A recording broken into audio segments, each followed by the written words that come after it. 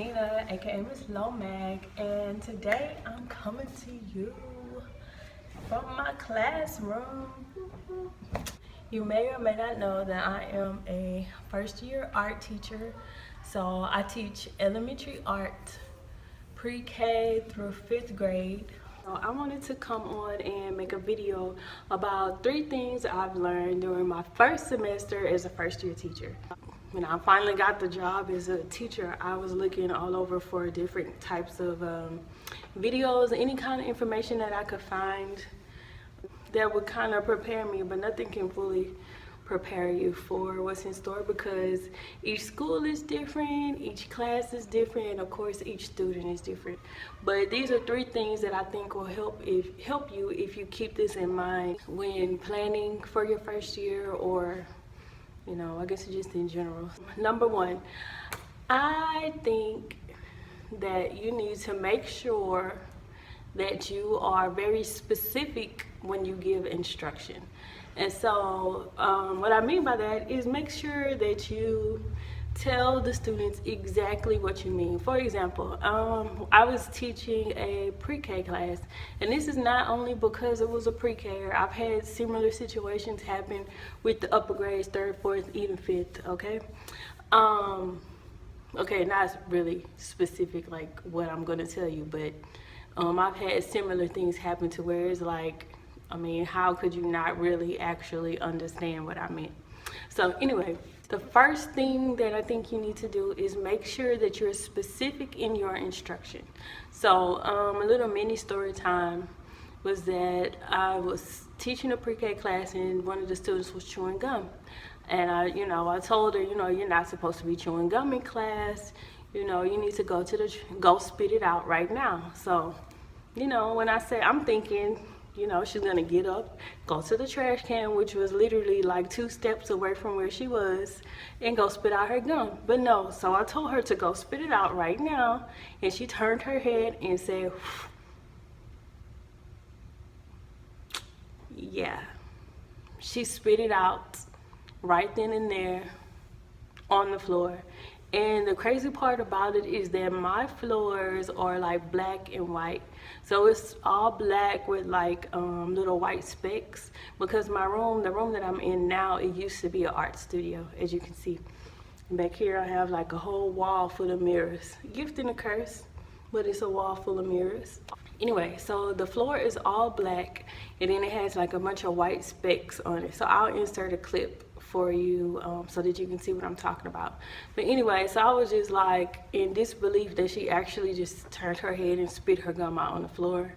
And I was just like, oh my goodness. So I told her, go pick it up right now, knowing that she wouldn't find it, but still. I told her, go pick it up right now. So she looked a little bit. We couldn't find the gum. She couldn't find the gum. I tried to look, couldn't find the gum. But eventually later that day, I found it when I stepped on it. So yeah. So lesson number 1, the first thing that I would tell you is to be specific in your instruction.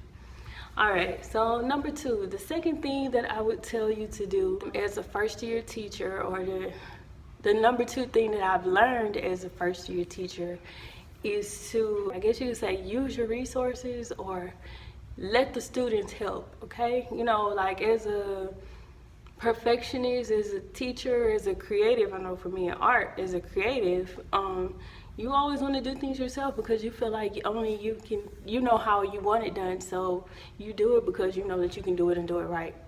But no, take some of the stress off of yourself. Use the students. The students see it as a reward sometimes to help out. Let them clean up.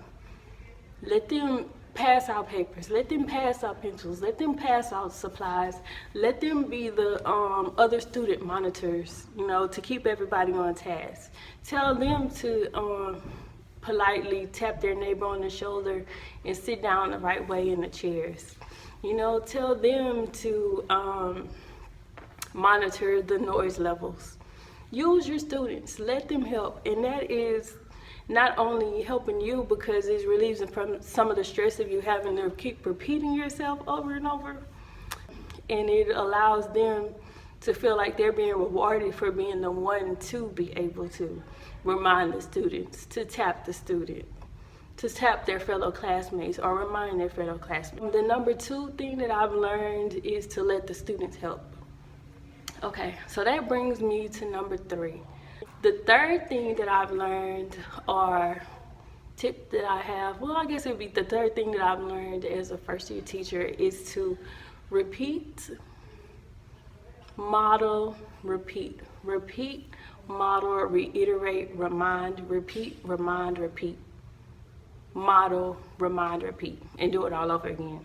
So what I mean by that is to tell the students what you want, what your expectation is, show them what your expectation is, and then remind them what your expectation is. So that goes into classroom management, which is one of the things that your appraisers look for as a first-year teacher. So they're always going to be looking for your classroom management. You know, how do you command the students? How do you make sure everything flows in your classroom? Set your expectations, tell them what you want, model it, show them what you want, and then remind them.